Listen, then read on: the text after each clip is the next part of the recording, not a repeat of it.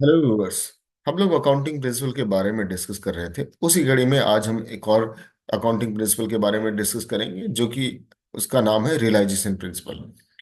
Accounting का ये realisation principal का मतलब यह होता है कि अकाउंटिंग करते समय हमें इस बात को ध्यान में रखना होगा कि जब भी हम अकाउंटिंग करते हैं तो हम जो ट्रांजैक्शंस होते हैं वो दो पार्टियों के बीच में होते हैं।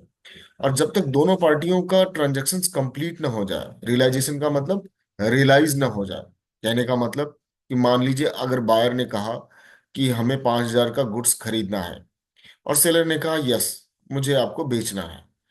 एक ऐसी इंफॉर्मेशन आई, तो क्या आप इसकी ट्रांजैक्शंस रिकॉर्ड करेंगे? नहीं, क्योंकि बायर ने अपनी विलिंगनेस दिखाई और सेलर ने भी अपनी विलिंगनेस दिखाई सेल करने की, लेकिन ना तो सेल्स हुआ और ना ही बायर को कुछ कोई गुड्स मिले। रियलाइजेशन का मतलब यह होता है कि बायर को जब तक गुड्स ना मिल जाए और सेलर को जब तक कैश ना रियलाइज हो जाए, दोनों को कुछ रियलाइज ना हो जाए, तब तक ट्रांजैक्शंस कंप्लीट नहीं माना जाता। और जब तक ट्रांजैक्शन कंप्लीट नहीं हो, तब तक उसकी recording in the books of accounts नहीं की जाती। रियलाइजेशन प्रिंसिपल यही कहता है। इसी को हम थोड़ा पीपीटी के थ्रू समझेंगे।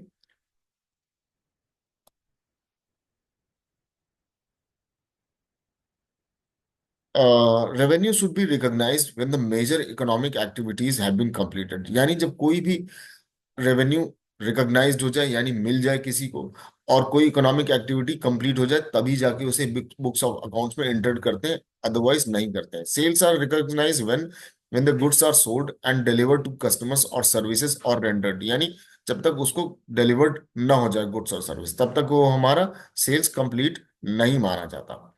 एक यही प्रॉब्लम आती है इसी रियलाइजेशन में। तो हम क्या करेंगे, रिकॉग्निशन ऑफ रेवेन्यू के भी कुछ पॉइंट्स देख लेते हैं। The realisation concept develops the rules for the recognition of revenue, यानी रेवेन्यू रिकॉग्निशन कब माना जाएगा। The concept provides that revenue are recognised when it is earn and not when money is received, यानी जब आपने कमा लिया, जब रिसीव किया वो मैटर नहीं करता, बल्कि जब आपने कमाया उसी समय वो रिकॉग्नाइज किया जाएगा, रेवेन्यू रिकॉग्निशन। और तभी जाके उसे बुक्स ऑफ अकाउंट में एंट्री करेंगे। Receipt in advance for the supply of goods should be treated as a prepaid income under the current liabilities.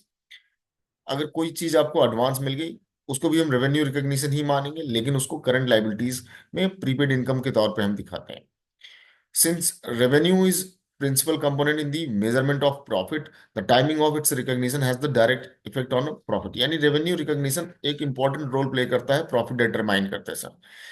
इसीलिए हम रियलाइजेशन प्रिंसिपल में इस बात का बहुत ध्यान रखते हैं। रिकॉग्निशन गाइडलाइंस फॉर रेवेन्यू के लिए एक गाइडलाइन भी दी हुई है।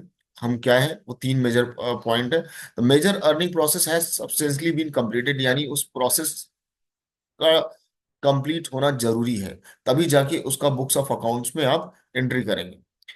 Further cost of completion of the earning process are very slight और कैन बी एक्यूरेटली असर्टेन।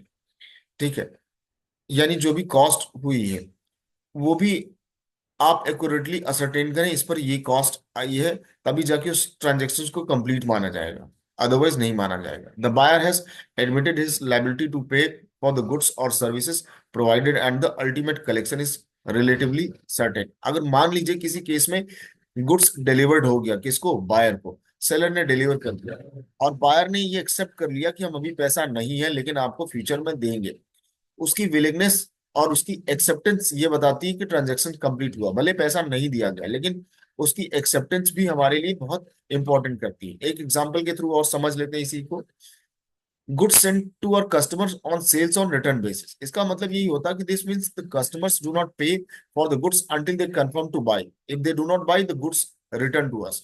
इस तरह का गुड्स एक खास सेल्स किया जाता है, सेल्स और रिटर्न बेसिस, यानी कस्टमर जब उसको लेता है और अप्रूवल देता है तभी वो जाके सेल्स मानी जाती है। Goods on the sales return basis will not be treated as a normal sales and should be included in the closing stock unless the sales have been confirmed by customer। जब तक इसको sales तब तक नहीं माना जाएगा जब तक कस्टमर इसको कंफर्म ना कर दे। इसी तरह रियलाइजेशन प्रिंसिपल यही कहता है कि किसी भी ट्रांजेक्शन को तभी कंप्लीट माना जाए जब both the parties has realise something, either goods and another cash, either they confirm their willingness to pay the its dues, तभी जाके वो हम उसको बुक्स ऑफ अकाउंट्स में एंट्री करते हैं। तो ये था रियलाइजेशन प्रिंसिपल। स्टूडेंट, एक और प्रिंसिपल हमारी ऑनलाइन सीरीज में बचा है जिसको हम नेक्स्ट उसमें खत्म करेंगे, उसके बाद हम फिर नेक्स्ट टॉपिक पे ही बात करेंगे। Thank you student.